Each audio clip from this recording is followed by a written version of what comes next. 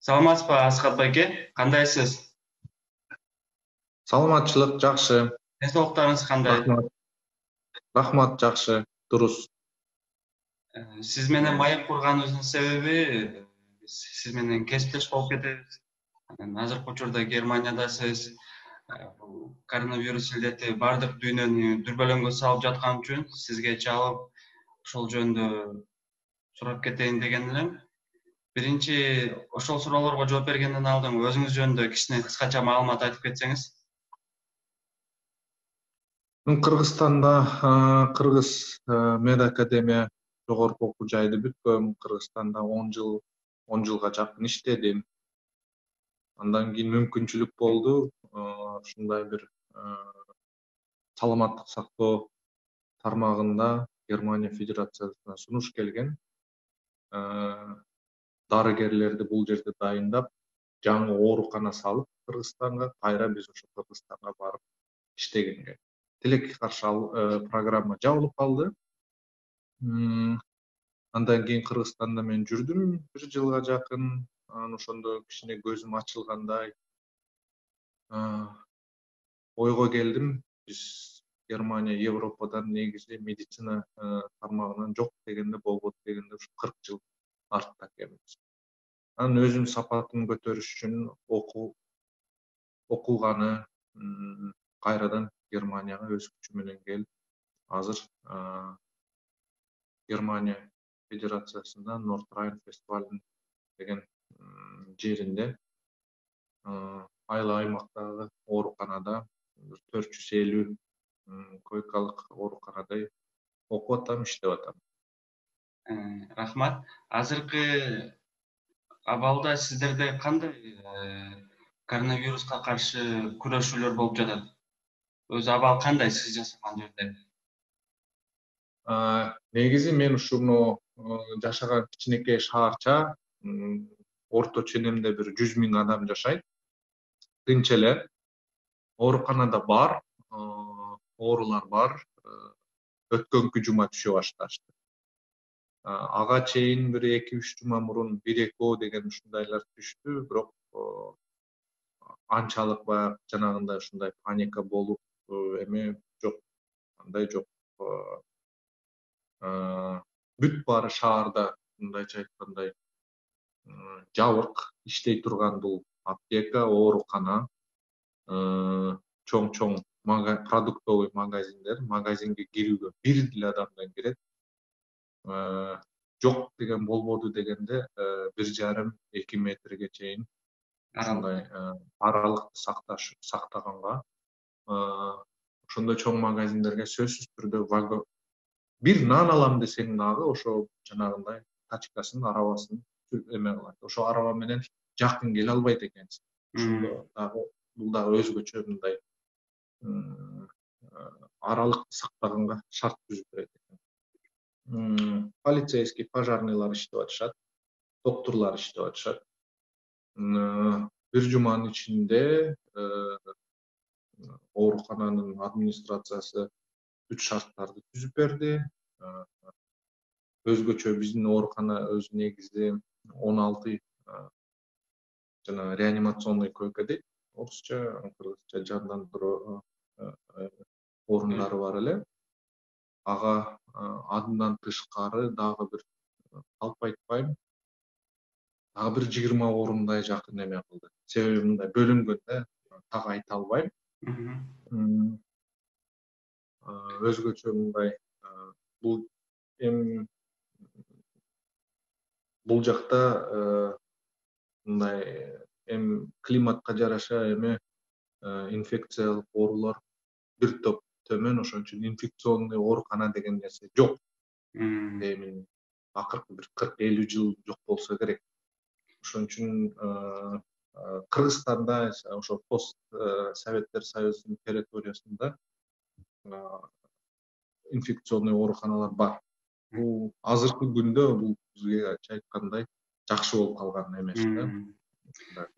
Эски болсо да, жаман болсо дагы кандай болбосун, жанагындай түз контакт болбош үчүн шарт түзүлүп калган. Бул жерде ошо жактан кичине кемчилиги болуп атат, бирок ошондо да оорукананын ичинде контактты максималдуу түрдө азайтыш үчүн коронавирус менен ооругандар бир бөлмөдө жатышат. Мындай ооруп келгендер эми аппендицит, ичи ооруп, операция болуп, жыгылып, мындайча айтканда травма алып эме алган ошондой операция алгандар, алар өзгөчө жатышат. Жаткандардын баарын коронавирус тесттеп текшерилет. Демек, өзгөчө кырдаал сиздин турган жериңизде киргизилди. Эми бул жакта кичине мындай 3 этаптуу деп койсо болот, өзгөчө кырдаал. Бизде өзгөчө кырдаал деп туруп эле алып туруп эле жолдорду жаап бүт, эч ким кирбейт, эч ким чыкпайт деген элдин менталитети да бир топ бул жакта жогору. Бул жерде андай кырдаалды киргизгенге кереги жок, себеби массалык маалыматтарды жөн эле Ангела Меркель айтып койду, ушундай давайте чыкпайлы, сактайлы, медиктерге кичине жардам берели. Бул вирус ар бир үйгө келет. Ар бир адам кандай болбосун дагы эрте кеч бул вирус менен контакт болот. Эң эле маселе бул элестеткиле элдин баары эле ушундай баягы той майрамдарда жүрүп, карнавалдарга жүрсө, анда ал күнүнө 1000 адам. Биринчи күнү макул ал жетет. Экинчи күнү 1000 адам түшсүн. Ага эптеп ал жетет.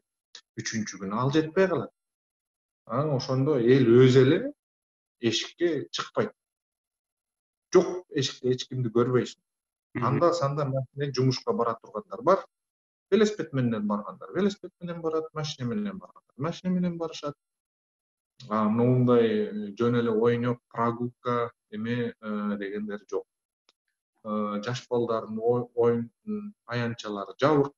Мындай кызыл лента менен жаап жазып коюшкан. Анда санда көрөсүң, эми айла жок кээркилер, ит мышыгын баккандар, ошолор анча-мынча эшикке чыгып, мындай жаныбарлар сейилдеп келгенге. Окуулар ошондо жабылды да? Окуулар ишти. Мектеп, бала бакчалары баары жабылды. Бир гана эме өзгөчө эме кылып койгон, жана мисалы полицейский, врач, пожарный, өрт күрөшчү эмелердин эгерде мүмкүнчүлүгү жок болсо, ошолорго гана, ошолордун балдарына уруксат берилген бала бакчага окуп мектепке барган. Чоңураак балдар, студенттер азыр бүт баары онлайн окууга өтүшкөн. Рахмат. Сиз азыр Кыргызстанда болуп жаткан окуяларды деле интернет аркылуу көрүп жатсаңыз керек. Биздин мамлекеттин ушул коронавирус илдетине канчалык даярдык көрдү? Убагында баарын аткарып жатабы? Сиздин көз карашыңыз кандай?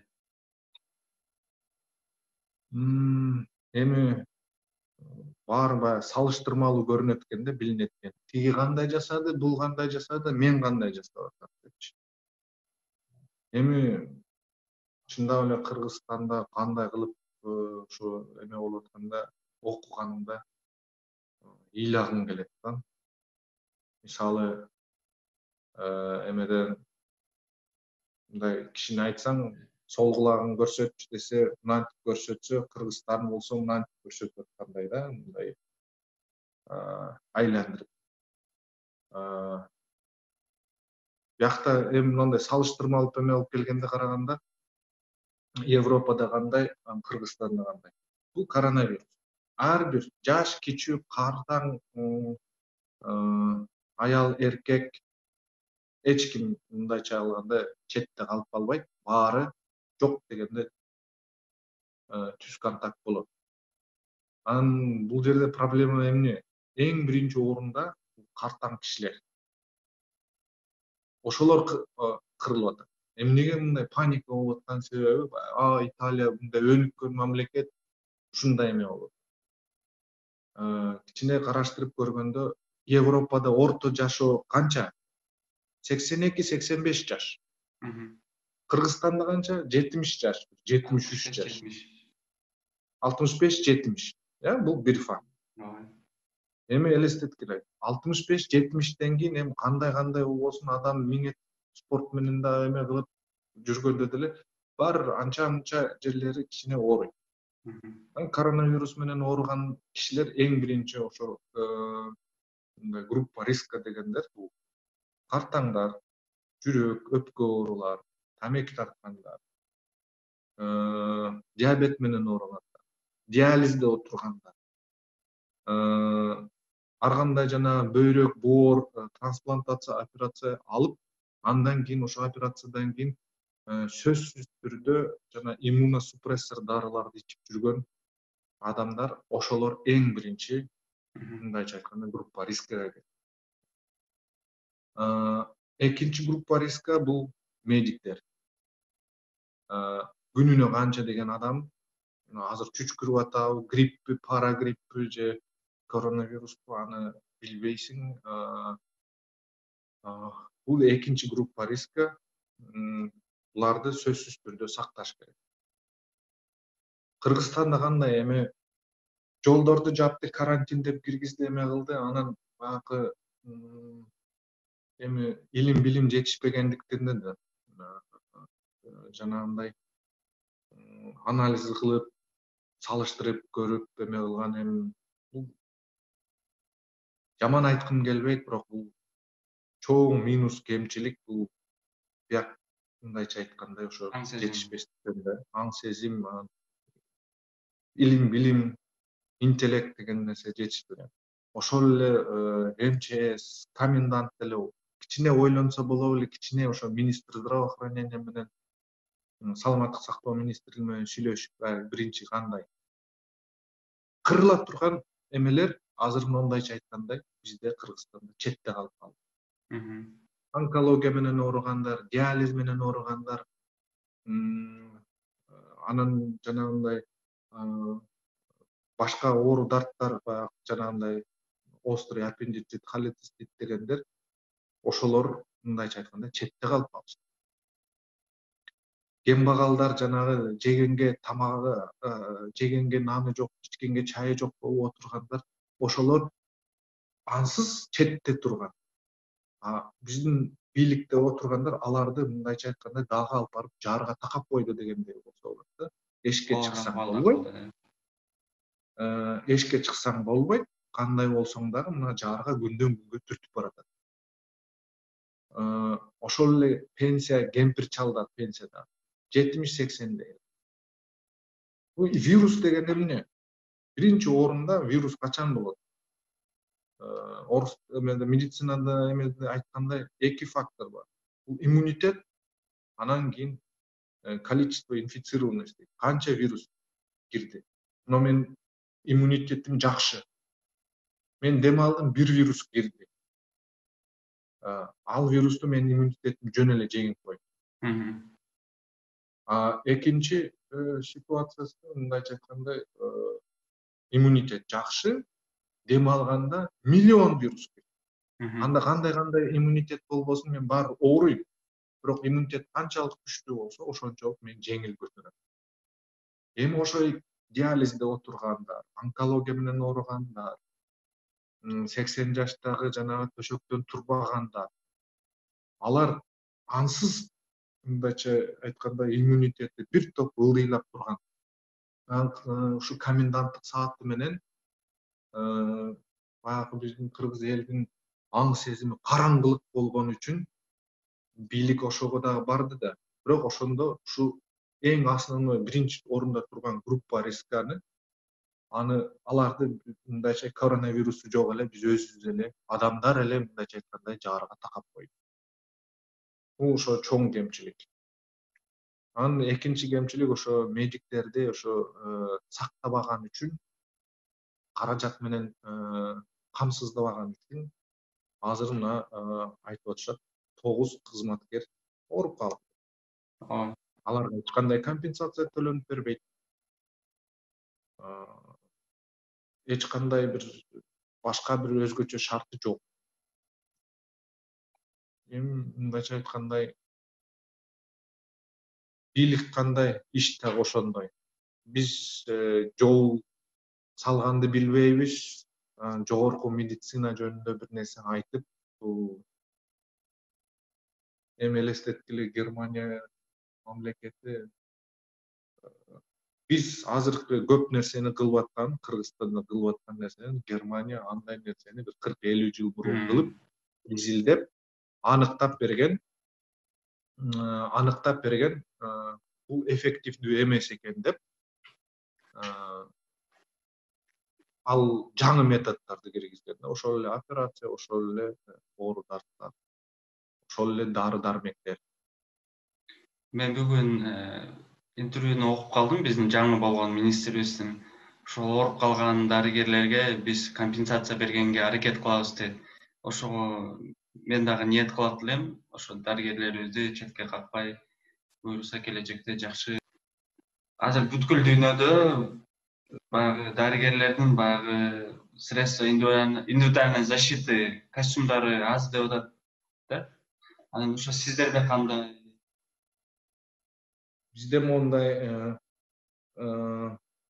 андай костюм, ошо бет кап, көз айнек бар, бирок мындайча айтканда кеңири эмес, ограничено. Аны ошо биринчи орунда реанимация бөлмөсүндө прямой контакт менен эме кылгандар ошолор кийет. Бир ооруга 8 саатка бир медсестра медайым бөлүнөт. Ал ошо палатага кирет, чыкпайт.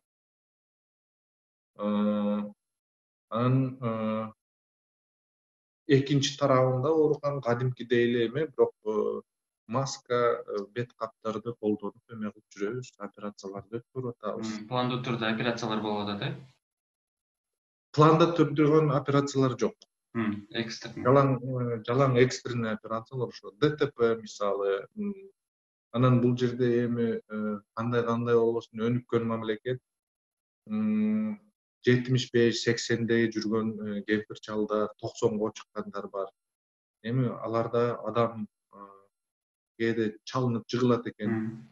Анан ошол жыгылганда жанагы остеопороз болуп эме болгон сөөктөрү кичине мындай морт оңой сынып калат. Алар келгенде аларга заматтуу түрдө тез эмеден аралыкта операция жасашка мажбурбуз, жасайбыз. Дагы бир суроо. Баары эле Италия менен Германияны салыштырып жатышат да.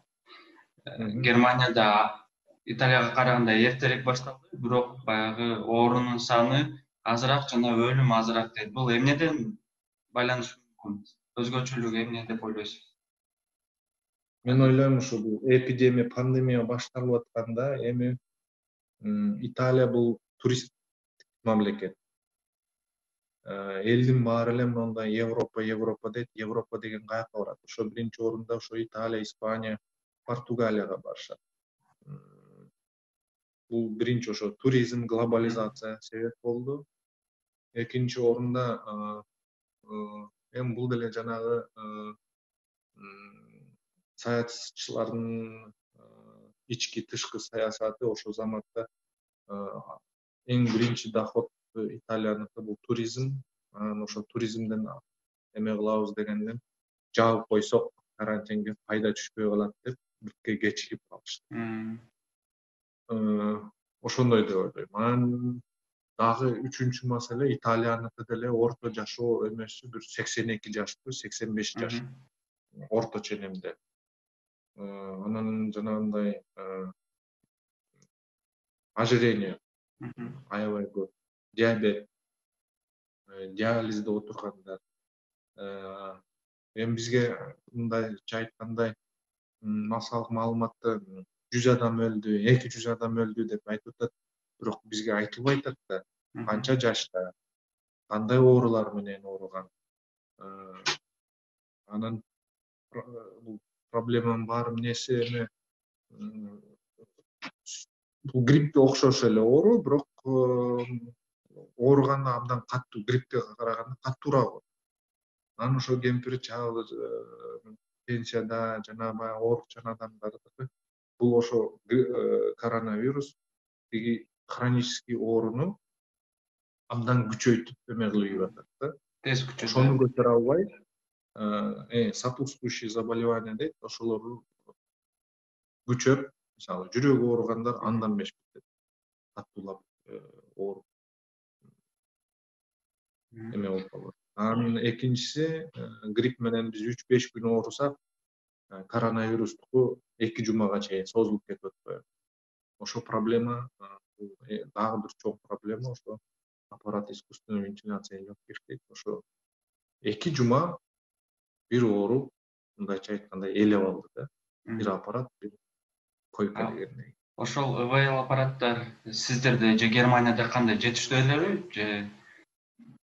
Эми анча-мынча жерлерде бар, жетишпей атат дегендерди угуп калып атам, бирок официалдуу түрдө жок. Бир маалыматта окудум, бийлик заматта ошол жерде Dräger компанияга 10.000 аппарат заказ кылыптыр дейт деп эме кылганды окудум. Чынбы чын эмес айта албайм.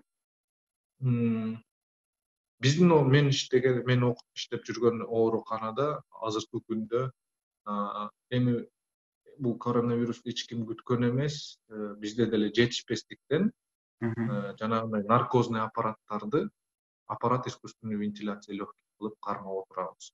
Бирок азыркы күндө бизде жетиштүү, биз өз күчүбүз менен мындайча иштеп атабыз.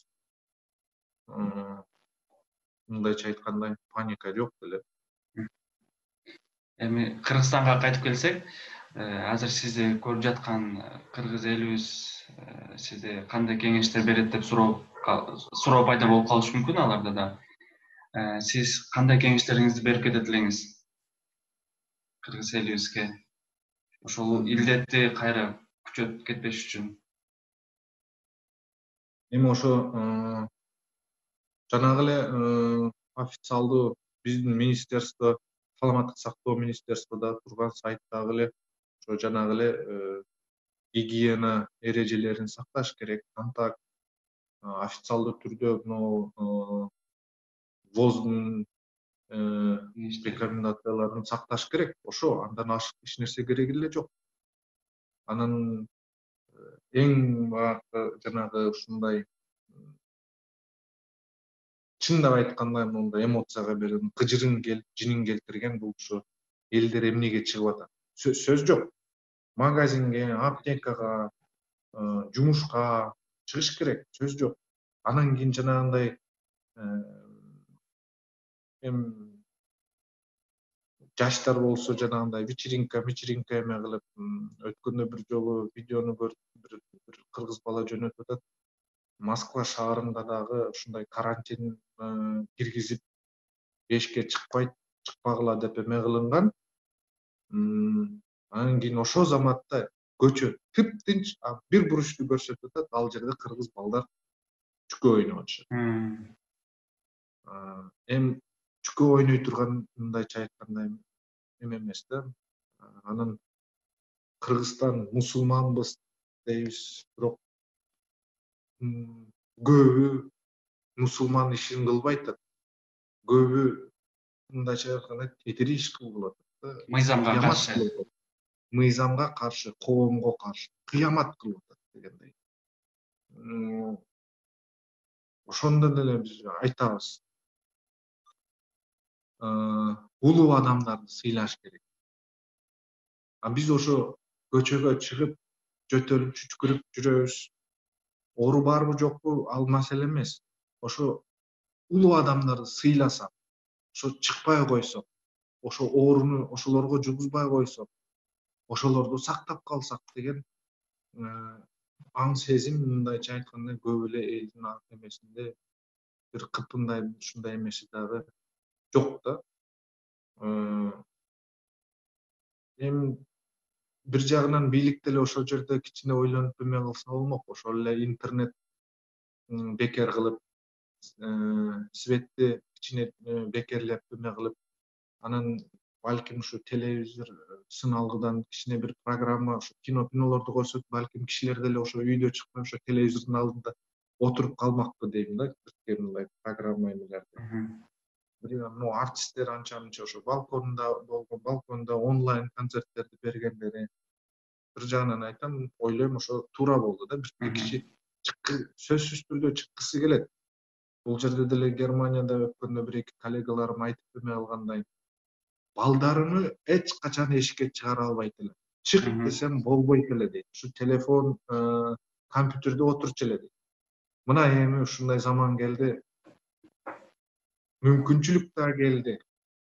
Үйдөн чыкпай компьютерде, телефондо отургула десе, жок эми эшикке чыгып келеличи деп ушундай баягы эми бунтарство да дейт эме кылып. Эми айла жок, отурасың деп эме кылганда, анын балдар дагы ошол жерде ух деп өкшүлөп качан эшикке чыгат элек, качан күн көрөт элек, качан чуркайт элек. Адам деген ушундай экен, эми жана эч нерсе жакпайт. Бирок Кудай бизге аң сезимди бекеринен берген эмес, аң сезимди дагы туура колдонуш керек деп ойлойм. Рахмат. Анан дагы дарыгерлерге, балким сизди көрүп жаткан болсо, кыргызстандык дарыгерлерге сиздин каалоо тилектериңиз бир эки сөз болсо айтып кетсеңиз. Ушундай. Эми чындап эле айтканда, мындай биздин саламаттык сактоо 30 жыл мындайча айтканда эч кандай подпитка болгон жок да, эч жактан жардам, балким эми кагаз эме аркылуу жардам болуп аткандыр. Бирок Кыргызстан качан өз күчү менен өз оорукана, өз мектеп сала турган болгондо, ошондо гана кичине мындайча айтканда алдыга жылыш болот деп ойлойм. Биздин эми менин ошо кыргызстандык коллегаларым, бирге иштеген эмелерим, мындайча айтканда алар абдан оор абал. Эми аны мындай жөнөкөй элге түшүндүрүш да бирке кыйыныраак да. Эми элестеткиле, жөнөкөй элде түшүнүш элестеткиле, ошо 5 гектар жер колуңарга кетмен берип атат, бирок трактордай жерди айдашыңар керек, иштешиңер керек. Эми элестеткиле, 5 гектар жерди силер кетмен менен канча күндө чабасыңар? Жерде катты сугарылбайт. Ошо мениктен ошо мындай ошондой эле шприци жок, перчаткасы жок. Эме кылган ошо баягы ооруп келген адамдарды ушундай тейлеш керек. Как будто ушул бүт монитор, лабораториялар абдан жогорку деңгээлде ошо Европадагыдай кылып эме алган. Салыштырмалуу эле келгенде, Германияда реанимацияда бир күн жатыш 1200дөн 2200 еврого чейин. Бир түн. Эми мындай жөнөкөй общий профильный деген реанимациялар ошо 1200-1600га чейин экен. Анан жана узкоспециализированный кардиохирургия, нейрохирургияларда аларда 1800-2400га чейин. Бир түн. Бизде орто эсеп менен 1500-2000 чейин да, сомго чейин жакын болуш керек. Жок, эми элестеткиле, ФОМС боюнча канча, мен эме кыла албайм. Бул жерде деле ошо салыштырмалуу деле ошо 120 депутаттар билет. Ошол эле салык системасы. Биз ФОМСко канчадан төлөш элек? 1200 сомдонбу ушундай? Ар бир Кыргызстандын тургуну иштеген эме айлыгынан 1200 сом. Бул сен 5000 сом таап атасың, 100 000 сом таап атасың, 5 миллион таап атасың да, ошо ФОМСко ошо бир эле сумма. Бул жерде Германияда процент деген, мисалы, мен окуп жүргөндө, мындайча айтканда, практикант болуп жүргөндө, мен страховкага где-то 60 евро төлөдүм ай сайын студентке. Ошол эле страховка, ошол эле медициналык тейлөө. Бирок иштеп аткан киши, мисалы, врач, юрист дейли, мисалы, 10 000 евро алат. Калп айтпайм дегенде, бир жок дегенде 600-700 евро, 1000 еврого чейин өзүн чөнтөгүнөн. Анан жумуш берүүчү дагы 50% жумуш берүүчү да төлөйт. Ошондо бир 10 000 евро тапкан киши жок дегенде 1,5-2 000 еврого чейин чыгып кетет. медицинский страховка. Мм. Ошол эле студент ошол эле эмеге 60 евро төлөйт. Өзүнүн чөнтөгү менен мисалы. Эми Рахмат. ошо эми кандай чыгаша болсо ошондой киреше болот деп бекер айтып. Асхат байке рахмат жоопторуңузга. Үмүт кылабыз бул илдеттен биздин кыргыз мамлекетибиз тез арада оорук кырдаалдан чыгып кетет деп сизге да ийгилик каалайм жумушуңузга. Чоң рахмат бүгүнкү маек курганыңызга. Мен да бир эме кылат элем ушу кыргыз элине ошо кичине боло берет деген нерсени токтотуп, аң сезимди мындайча айтканда өчүп калган аң сезим жандырып, болгон аң сезимин көз карашты тереңдетип, алдыга бир жарты кадам кыла турган болсок дагы ошо алдыга жылганга аракет кылганга. Эми мына азыр жаңы ушундай кырдаал учурда өзүнүн орустарда макалы бар, на перевале коней не меняют дейт. Ушундай курч эме болуп калган кезде биздин министрди алмаштырды. Эми макул кандай болбосун дагы, бирок жаңы министрге ушу күрөшү менен, коронавирустун күрөшү менен ийгилик каалайт элем. Ошо биздин санитардык врачтарды жана жөнөкөй дарыгерлердин айткан ой пикирин кыргыз эл аткарып эле койсун. Аткарып коюш үчүн көп иш кереги жок. Ошону аткарыш үчүн бирөөгө эч кандай акча төлөп кереги жок. Рахмат чоң. Саламатта калыңыз.